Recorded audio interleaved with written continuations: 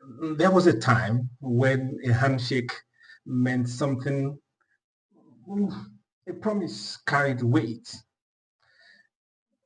A person's word was often enough. Today, before we believe a message, we ask who sent it. Before we buy a product, we read the reviews. Before we support a cause, we wonder whether there is another agenda. Even when someone is genuinely trying to help, our first instinct is often suspicion. Have we become wiser? Or have we simply become less trusting? And if that trust keeps disappearing, what happens to a society that can no longer believe itself?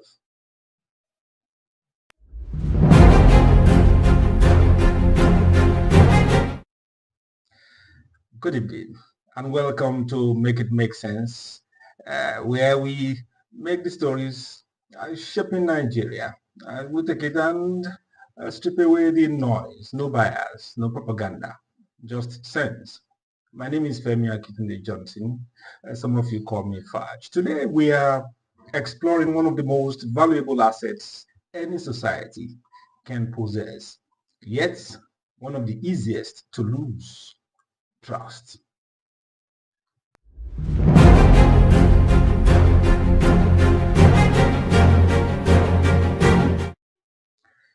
Now here is where the conversation becomes especially interesting. Think about how many times you hear these words. I do not trust politicians. I do not trust the media. Or I do not trust the banks. Or I do not trust online sellers. And then I do not trust what I read on social media. Slowly and almost without noticing, distrust has become part of everyday conversation. Of course, some skepticism is healthy. We should ask questions. We should verify information. But there is a difference between healthy skepticism and permanent suspicion. When trust becomes scarce, everything becomes more difficult.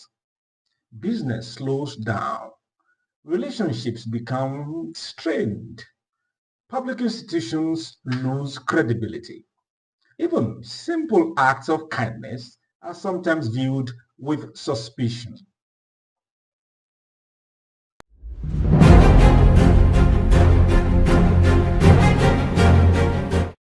Now, to understand this better, let us look at how our trust is built and how it is broken. Trust rarely disappears overnight. It fades. One broken promise, one dishonest transaction, one failed institution, one public scandal after another. Eventually, disappointment accumulates. And when disappointment becomes routine, people stop expecting honesty. That is dangerous because trust is like oxygen. You hardly notice it when it is present, but you certainly notice it when it's absent. Think about traffic. If nobody trusted traffic lights, every junction will become chaos. Think about hospitals. If patients stopped trusting medical advice, healthcare will become almost impossible.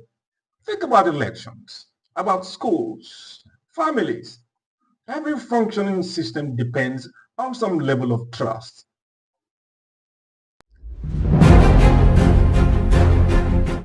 But let us separate reality from assumption. Some people believe that trust must be earned. That is true. But trust must also be maintained. Reputation is not built by grand speeches. It is built by consistent behavior. The same applies to institutions. People lose confidence when promises repeatedly fail to become reality. The same applies to individuals. if we casually break commitments, arrive late without explanation, spread rumors, or excuse dishonestly, because everybody does it, we quietly contribute to the very culture we complain about. Trust is not only a national issue, it is also personal. Every one of us either strengthens it or weakens it through our daily choices.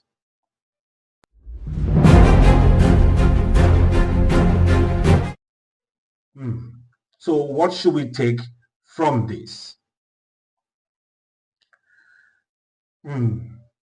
Perhaps rebuilding trust begins with smaller things than we imagine. Keeping our word, admitting mistakes, correcting misinformation when we discover it, paying people fairly, treating others with the consistency rather than convenience, holding all leaders accountable, but also holding ourselves to the same standards we expect from others. You see, trust grows slowly, yet every honest action adds another brick. Every broken promise removes one. That is why trust should never be treated as somebody else's responsibility. It belongs to all of us.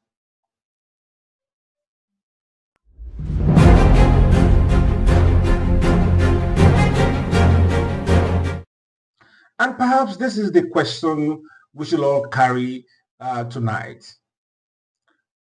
Think about the people whose word you trust completely. Why do you trust them? Probably not because they are perfect, but because they have been consistent, reliable, dependable. Now, turn the question around. Will somebody describe you that way? Will they say your word can be trusted? Because the society we hope to build tomorrow often begins with the habits we practice today. Perhaps rebuilding Nigeria is not only about roads, policies, or elections. Perhaps it's also about rebuilding trust. One promise, one action, and one relationship at a time. So as I often say, clarity is power. Let us seek it. Let us protect it. And let us make it make sense. Have a great night.